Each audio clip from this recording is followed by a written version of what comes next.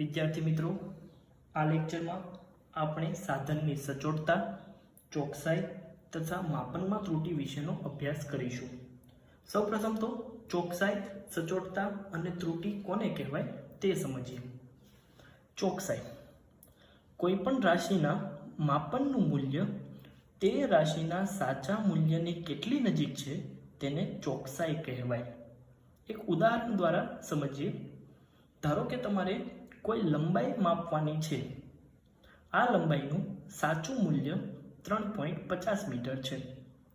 હવે આ લંબાઈ તમે અલગ અલગ વ્યક્તિને માપવાનું કહો છો.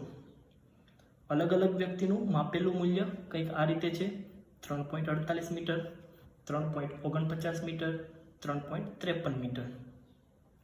તો આ માપેલા મૂલ્યમાંથી જે મૂલ્ય સાચા મૂલ્યની વધુ નજીક હોય તેને વધુ ચોક્કસ મૂલ્ય કહેવાય. તો અહીં આ ઉદાહરણમાં 3.49 એ 3.50 થી સૌથી વધુ નજીક હોવાથી તેને વધુ ચોક્કસ મૂલ્ય કહેવાય. ત્યારબાદ છે સચોટતા. કોઈ પણ માપન કેટલા વિભેદન અથવા સીમા સુધી કરવામાં આવ્યું છે તેને સચોટતા કહેવાય. એને પણ ઉદાહરણ દ્વારા સમજીએ.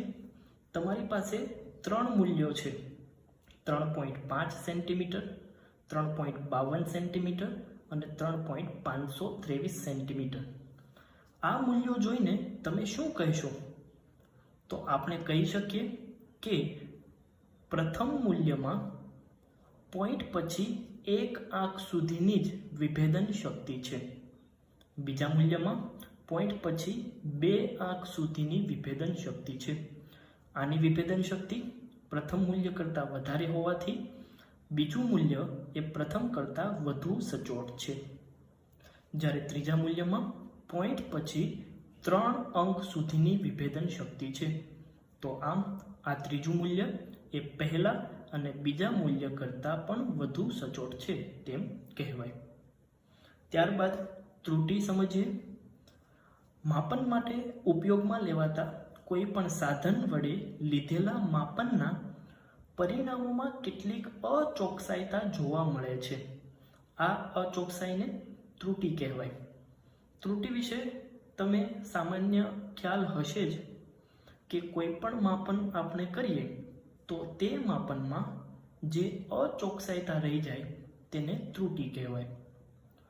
ત્રુટિઓને મુખ્યત્વે 2 ભાગમાં વર્ગીકૃત કરવામાં આવે છે: એ વ્યવસ્થિત ત્રુટિ, બી અવ્યવસ્થિત ત્રુટિ અથવા તેને આકસ્મિક ત્રુટિ પણ કહેવામાં આવે છે.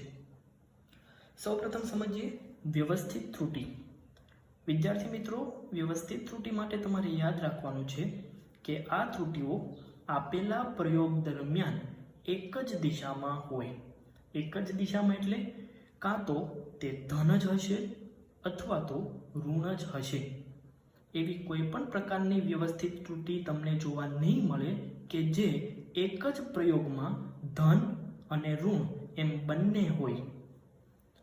હવે એ સમજીએ વ્યવસ્થિત ત્રુટિ કયા કયા ઉદ્ગમો દ્વારા ઉદ્ભવી શકે. તો સૌપ્રથમ છે સાધનની ત્રુટિ. નામ ઉપરથી જ ખબર પડે કે કોઈ સાધનમાં કોઈ ત્રુટિના કારણે આ પ્રકારની ત્રુટિ ઉદ્ભવતી હશે. આ પ્રકારની ત્રુટિ સાધનમાં રહેલા કોઈ ક્ષતિયુક્ત રચના કે સાધનના સ્કેલમાં ખામીયુક્ત કેલિબ્રેશન. વિદ્યાર્થી મિત્રો, કેલિબ્રેશન એટલે તમને ખ્યાલ હશે જ.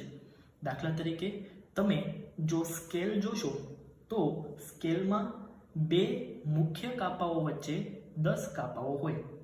આ દરેક કાપાઓ વચ્ચેનું અંતર સમાન જ હોય.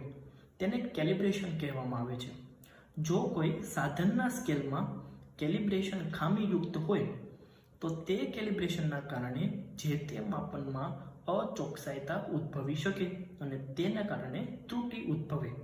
આ ઉપરાંત સાધનની શૂન્ય ત્રુટિ વગેરેના કારણે આ પ્રકારની ત્રુટિ ઉદ્ભવે છે. ઉદાહરણ દ્વારા સમજીએ. ધારો કે થર્મોમીટરમાં તાપમાનનું અંકન, જે રીતે મેં અહીં વાત કરી, સ્કેલમાં કેલિબ્રેશન સરખું કરેલું નથી, તે જ રીતે જો થર્મોમીટરમાં તાપમાનનું જે કેલિબ્રેશન છે એ જો વ્યવસ્થિત રીતે ન થયેલું હોય તો તેના કારણે શું થાય? ધારો કે હું કોઈ એસટીપી એટલે કે સ્ટાન્ડર્ડ ટેમ્પરેચર અને પ્રેશરે ઉકળતા પાણીનું તાપમાન માપું છું. આપણે સૌ જાણીએ છીએ કે સ્ટાન્ડર્ડ ટેમ્પરેચર અને પ્રેશરે ઉકળતા પાણીનું તાપમાન 100 અંશ સેલ્સિયસ હોય, પરંતુ આ થર્મોમીટરના અવ્યવસ્થિત કેલિબ્રેશનને કારણે તે 100 ડિગ્રી સેલ્સિયસના બદલે 104 ડિગ્રી સેલ્સિયસ દર્શાવે છે, જે સાચા મૂલ્યથી અલગ છે. તો આમ સાધનને કારણે આ પ્રકારની ત્રુટિઓ ઉદ્ભવી શકે. ત્યારબાદ 2, પ્રયોગની ટેકનિક અથવા પદ્ધતિમાં રહેલી અપૂર્ણતા. અહીં પણ નામ પરથી તમે સમજી શકો કે તમે જે કોઈ પ્રયોગ કરો છો અથવા તો પદ્ધતિ કરો છો, તે પદ્ધતિ જો તમે સરખી રીતે અથવા તો અપૂર્ણ રીતે કરો છો તો આ પ્રકારની ત્રુટિ ઉદ્ભવી શકે. એક ઉદાહરણ સમજીએ. ધારો કે તમારે થર્મોમીટર વડે શરીરનું તાપમાન માપવું છે, પરંતુ જો તમે થર્મોમીટરને બગલમાં મૂકીને તાપમાન માપશો તો આ દરમિયાન તાપમાન શરીરનું વાસ્તવિક જે તાપમાન હશે તેના કરતાં ઓછું જ બતાવશે. માટે અહીં પ્રયોગની ટેકનિક શું છે? થર્મોમીટર વાપરવાની સાચી પદ્ધતિ શું છે? તો થર્મોમીટર વાપરવા માટે, શરીરનું તાપમાન માપવા માટે તેને મોઢામાં મૂકવામાં આવે છે, પરંતુ જો તમે બગલમાં મૂકીને તાપમાન માપશો તો તમારા શરીરના વાસ્તવિક તાપમાન કરતાં કંઈક અલગ તાપમાન બતાવશે, જે તમારા માપનમાં ત્રુટિ દર્શાવે છે. 3, વ્યક્તિગત ત્રુટિ. અહીં પણ નામ પરથી સમજી શકાય કે કોઈ વ્યક્તિગત ખામીના કારણે આ પ્રકારની ત્રુટિ ઉદ્ભવતી હોય, જેવી કે પ્રયોગ દરમિયાન અવલોકનકારની ખાસિયત, સાધનોની અયોગ્ય ગોઠવણી અથવા પૂરતી સાવચેતી વગર વ્યક્તિગત બેદરકારીથી લીધેલ અવલોકનોને કારણે આ પ્રકારની ત્રુટિઓ ઉદ્ભવી શકે. ઉદાહરણ તરીકે હવે તમે સમજી શકો કે માપક્રમ ઉપર ધારો કે કોઈ સોય મૂકેલી છે. આ સોયનું તમારે અવલોકન કરવાનું છે. હવે જ્યારે તમે આ અવલોકન તમારા માથાની એક્ઝેક્ટ સામે, તમારી આંખની એક્ઝેક્ટ સામે રાખીને જોશો તો જ તમે સાચું અવલોકન લઈ શકશો. તે ઉપરાંત જો તમે થોડું ડાબે અથવા થોડું જમણી બાજુ રહીને આ અવલોકન કરશો તો દ્રષ્ટિ સ્થાન ભેદના કારણે તમારા અવલોકનમાં ત્રુટિ ઉદ્ભવશે. તો આવા પ્રકારની ત્રુટિને વ્યક્તિગત ત્રુટિ કહેવામાં આવે છે.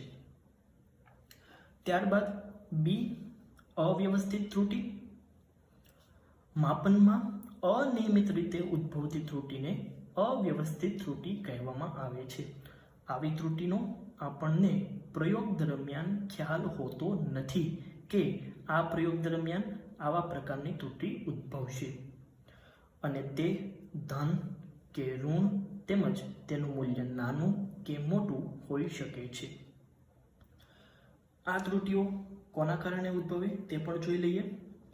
પ્રયોગ દરમિયાન પ્રયોગ પર અસર કરતા પરિબળોમાં અનિયમિત અને આગાહી ન કરી શકાય તેવા ફેરફારોને કારણે આ પ્રકારની ત્રુટિઓ ઉદ્ભવતી હોય છે.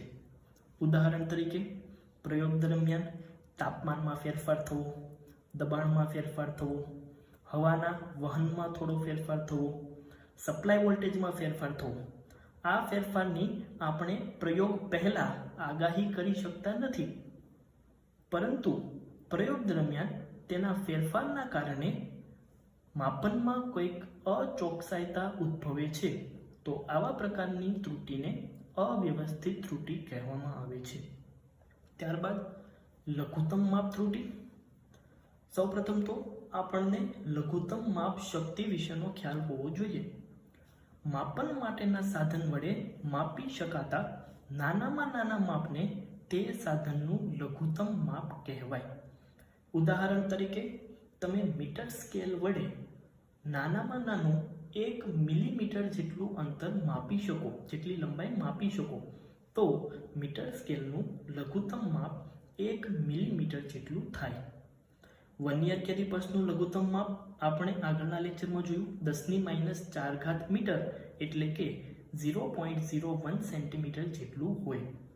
સ્ફેરોમીટરનું લઘુત્તમ માપ 10⁻⁵ મીટર એટલે 0.001 સેન્ટીમીટર જેટલું હોય છે.